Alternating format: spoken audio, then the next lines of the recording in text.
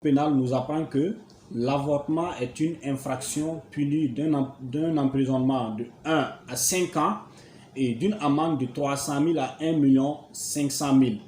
Si la mort en est résultée de cette pratique, la peine d'emprisonnement va de 10 à 20 ans. Cependant, il y a une exception. Et cette exception autorise à 3 types de personnes de pratiquer l'avortement. Et quelles sont ces conditions ou bien quels sont ces types de personnes qui peuvent faire l'avortement? Le premier type, c'est lorsque le maintien de la grossesse porte atteinte ou bien met en péril la vie de la maman ou de l'enfant. Alors dans ce cas, il est autorisé de faire l'avortement à condition que deux attestations soient délivrées par 2 médecins au moins, et l'un des 2 médecins doit forcément exercer dans le public. Alors dans ces cas, l'avortement, cette porteuse de grossesse-là est autorisée à faire l'avortement.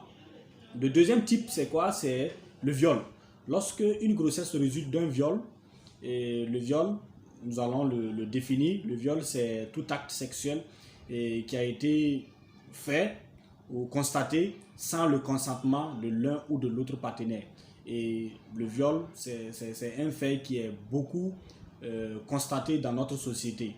Je prends pour preuve le rapport passé de l'ONG Oxfam qui dit qu'il y a plusieurs femmes qui ont été victimes de viol. D'autres cas sont passés devant les juridictions, mais ils sont nombreux ces autres situations qui passent inaperçues, soit parce que la femme a honte, soit parce que le bourreau n'a pas été appréhendé ou quelque chose comme ça.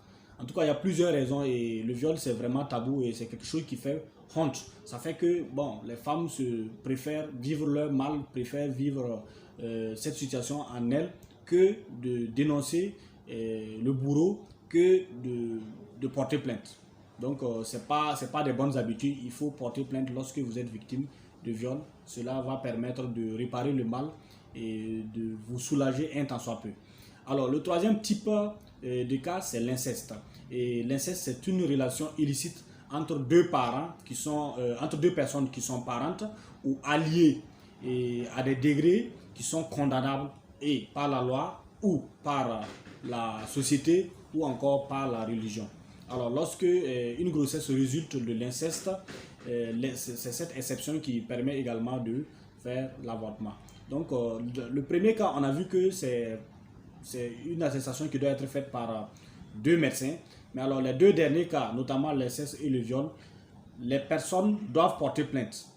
Voilà, la victime doit porter plainte auprès du procureur et le procureur va constater si c'est avéré, alors on va l'autoriser à faire l'interruption de cette grossesse à condition que la grossesse ne dépasse pas 10 semaines. Et 10 semaines, c'est 2 mois et demi.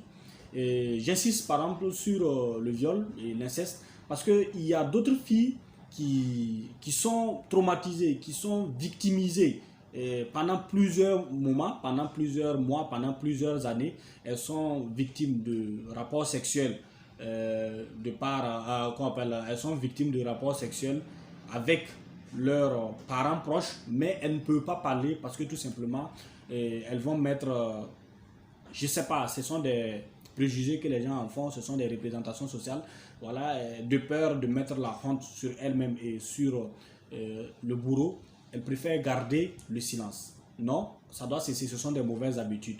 Il faut que les gens apprennent à dénoncer leur bourreau. Voilà, quoi qu'il advienne, il faut dénoncer le bourreau pour pouvoir réparer. Parce que vous êtes en train de souffrir et lorsque le tort n'est pas réparé, vous allez vivre le mal. Vous allez vivre le mal durant toute votre vie.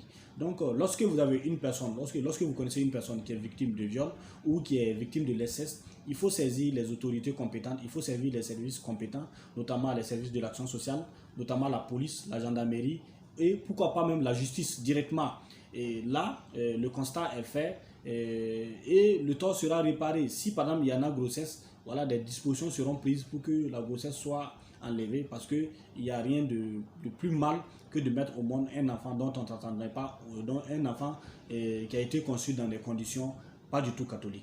D'accord, donc on va s'arrêter là pour cette vidéo et tout en espérant revenir avec d'autres vidéos qui vont quand même apporter des informations qui vont sensibiliser pour un changement de comportement.